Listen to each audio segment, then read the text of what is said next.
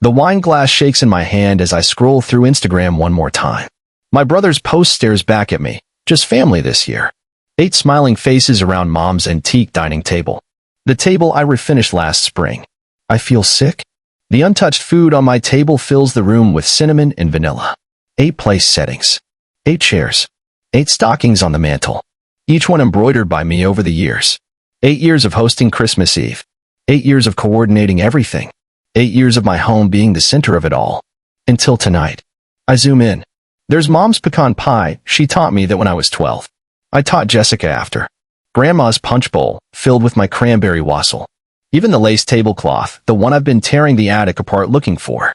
Still good for Christmas Eve at your place? My message from 2 weeks ago, seen by everyone. No replies. I sip the wine. Mom's vague response about turkey. Jessica suddenly wanting grandma's ornaments. Andrew's weird comment. You've been hosting forever. Don't you need a break? Dad suggesting a change. No one responding to my logistics questions. The puzzle fits together now. I scroll through old photos. 8 Christmas Eves. Andrew's kids on my floor. Jessica's promotion. Mom and Dad dancing by the tree. I climb to the attic. The Christmas boxes are right where I left them, but empty. No tablecloth. No ornaments. No punch bowl. I call Mom. Voicemail. Again. Nothing. A third time, same result. Tears come, slow at first, then all at once. I catch my reflection. I don't recognize myself. But then, a laugh escapes sharp and unexpected. 8 years of remembering everyone's needs. I was the reliable one. The one who kept it all together. No more. I stand straighter. Christmas lights from the half-decorated tree dance in the window. I walk to the bedroom. Pull out the suitcase I bought for a Europe trip I canceled for Jessica's wedding. My phone buzzes. Family chat is blowing up. Where are you? The turkey's ruined. Mom's upset. This isn't like you, Alex. I type. Enjoy your Christmas. I've decided to enjoy mine. I don't hit send. Instead, I open my laptop. A one-way ticket to New Orleans, Christmas morning. For the first time in 8 years, I choose myself. The suitcase lies open. I don't pack safe colors. I pack the crimson shirt. The bold emerald pants. The gold scarf I never dared to wear. The Christmas tree flickers behind me, casting red, green, and gold shadows on my bedroom walls. Colors I'd always avoided. I was afraid of standing out. Another buzz on my phone, a family message. I don't look. Instead, I fold each bold piece of clothing with precision. My suitcase becomes a quiet rebellion. No more invisible clothes for invisible Alex. Uber app says 20 minutes. Enough time to write a note. Or call Mom, smooth it over. My fingers hover. Peace, at what cost? I zip the suitcase shut. In the mirror, I already look different. Straighter spine. Chin raised. I turn off the tree, grab my bags, and go. The phone stays on the kitchen counter. At the airport, people fall into 2 camps, chaos and calm. Crying kids, annoyed teens, panicked parents. I walk calmly, crimson shirt, firm stride. Traveling solo this Christmas? The desk agent asks warmly. Yes, I say, steadier than expected. She winks. Premium economy just opened up. Merry Christmas. It feels like a sign. Or maybe just a gift, with no strings. On the plane, an older couple settles in beside me. The woman notices my clenched hands. First Christmas alone? She asks, pulling out a flask. Bourbon. I chuckle. That obvious? Dear, I've had enough solo holidays to spot it. She pours a bit into my ginger ale. Some of my favorite Christmases, actually. I'm Catherine. This is Robert. We're off to our favorite city. And you? Alex. First time in New Orleans. Oh, come for beignet tomorrow. No one should eat alone at Christmas. Robert adds, unless they want to. That's the beauty of New Orleans, no judgment. A flight attendant passes, slips me an extra cookie. The woman across the aisle leans over. Left my toxic family 20 years ago. Best thing I ever did. She straightens her blazer. They'll either learn to value you, or not. But you'll learn to value yourself. The bourbon warms my chest. Memories rise. Andrew watching football while saying, you make it look so easy, sis. Jessica showing up empty-handed, leaving with my best Tupperware. Dad praising my cooking only to insult moms. Always needing something. Never asking how I was. When was the last time they asked about my dreams? My life? My needs? I nod. Embarrassed. A little. 15 minutes later. I'm asleep. I wake as we descend. Christmas morning. New Orleans. Warm air greets me. No snow. Just possibility. The hotel stands proud in the French Quarter, wrapped in white lights and wrought iron lace. Simple. Elegant. Nothing like the clutter back home. Merry Christmas, Mr. Alex. The desk clerk smiles, eyes warm. You're exactly where you should be. The words tighten my throat. She hands me a room key, a small wrapped gift attached. Welcome to New Orleans. We take care of our own. Tears come, not the kind from betrayal, but gentle ones of release. Inside, a delicate silver fleur-de-lis ornament. Later, I skip the car service. These streets deserve to be walked. A vendor on the corner calls out. Morning, King. I pause, touch a crimson silk scarf. Feels like yours, he says, placing it on my shoulders. The mirror he lifts shows a man I barely recognize. Chin up, shoulders square. Through the mist, Café du Monde appears like a vision. For the first time in my adult life, I sit at a cafe table without a phone, a book, or apology. What'll it be, darling? Everything I want, I say. And I mean it. As I finish my beignet, my phone buzzes. 27 missed calls. Mom's voicemails shift from confusion to anger. Jessica, where are you? Food's awful. Dad's freaking out. Andrew, you having a breakdown? They're not worried about me. They're upset their Christmas collapsed. Tasks left undone. Gaps unfilled. I stroll a bit more, return to the hotel. That evening, Jazz from Jackson Square drifts up to my balcony. Lights below glimmer like grounded stars. My thumb hovers over the block button, but then a message from Grandma. They don't know what they've done, do they? Be well, my boy. It hits me. This wasn't just about Christmas. This was the first time I truly saw my worth. Next morning, I head to the cathedral. The bells of St. Louis ring through crisp air. Jazz's Silent Night floats up from the square. My first solo Christmas morning stretches ahead like a blank page. Royal Street glows with soft lights strung between iron balconies. No plastic Santas. No sync music. Just quiet dignity. A trumpeter nods. His horn transforms the carol into something ancestral. My feet carry me to the cathedral doors. Inside, incense, old stone, and silence. No one knows I should be in Connecticut. No one knows I'm the dependable one. Here, I'm just a man seeking peace. Welcome, child, an usher says, handing me a program.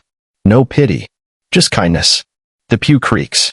For once, I don't have to save seats or smooth tensions. Anonymity wraps around me like a blanket. First time in New Orleans, whispers a woman beside me. Her silver hair glows in the stained glass light. Is it that obvious? Only because you're actually listening to the music. I'm Martha. My kids are with their in-laws. Alex. I'm taking a different route this year. Her smile says she understands. Best decision I made was Christmas in New Orleans 10 years ago. Sometimes, you break tradition to find yourself. The service ends. Our conversation doesn't. Over beignet and coffee, she shares her story, of slowly losing a seat at the family table and learning to let go. Come join us for brunch, she says, gesturing to a table of similarly free souls.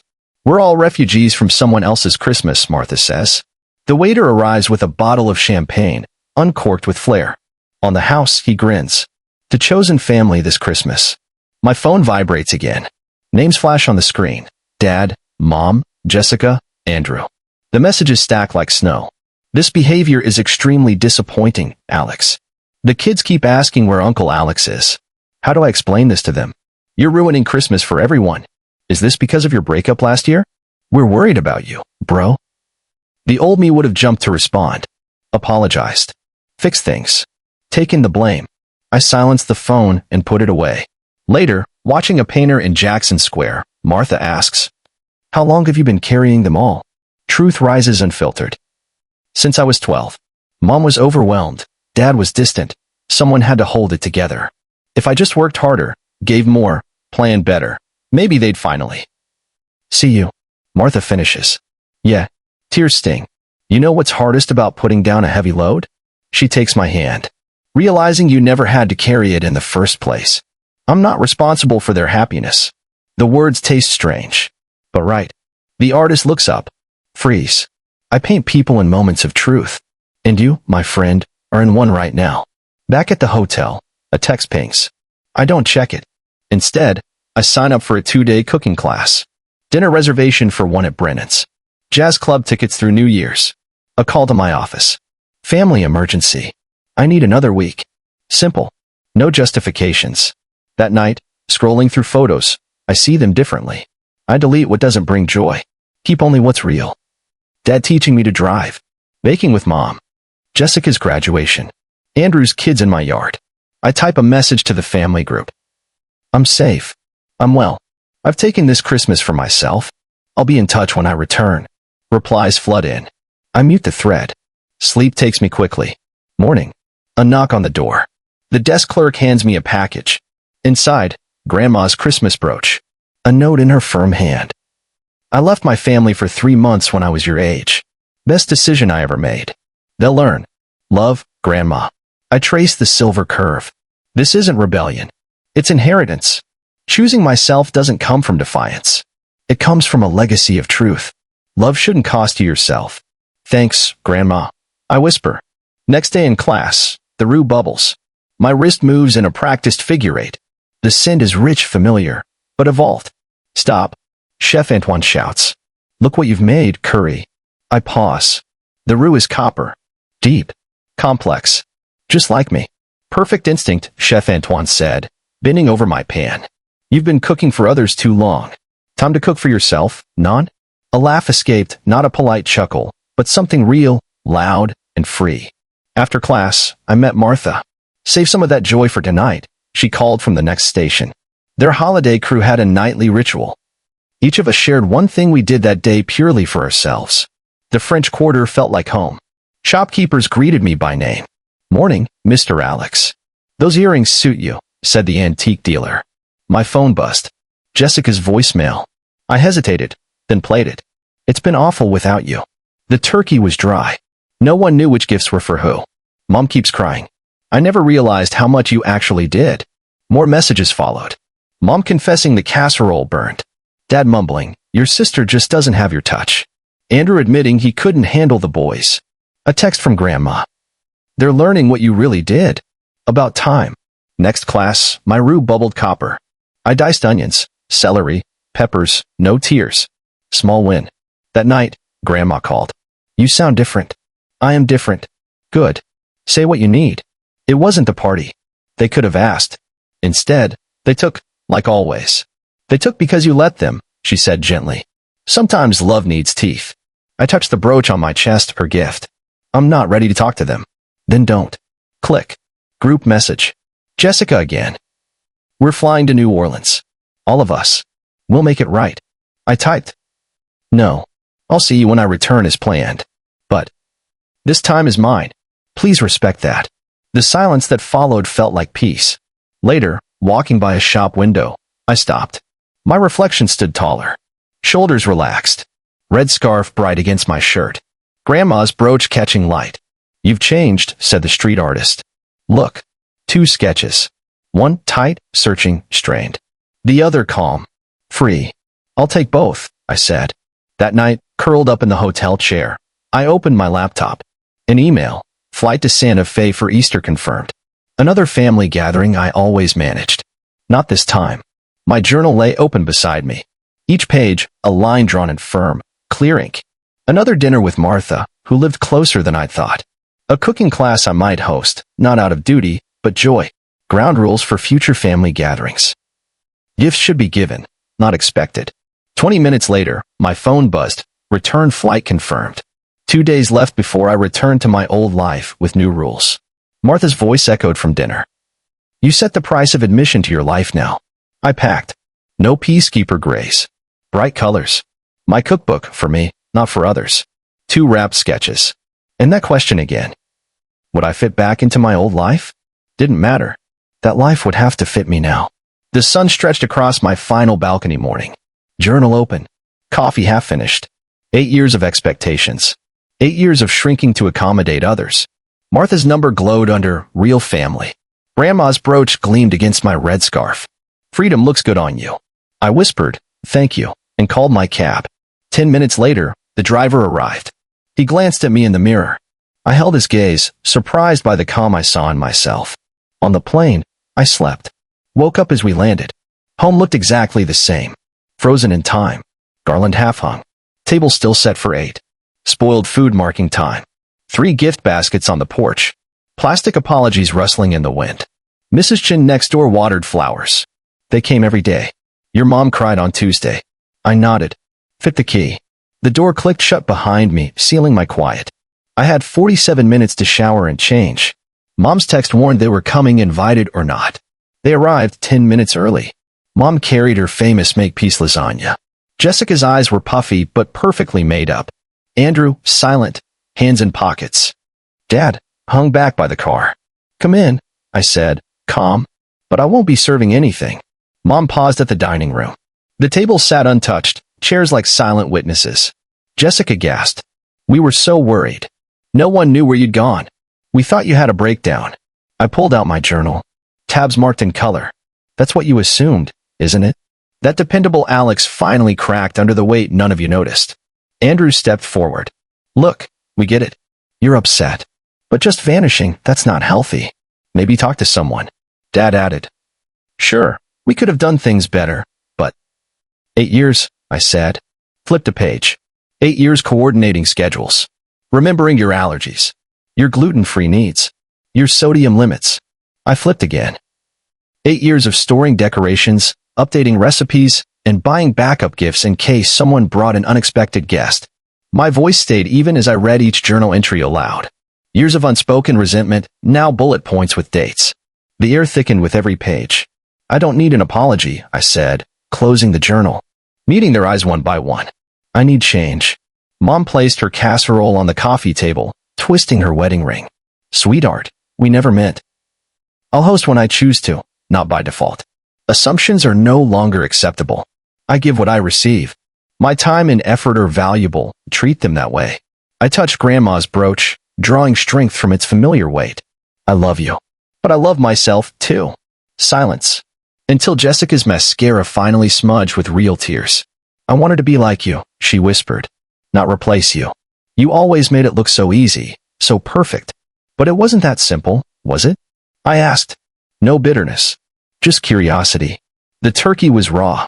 Nobody knew which gifts were for which kids. Half the decorations were wrong. You always knew where things went.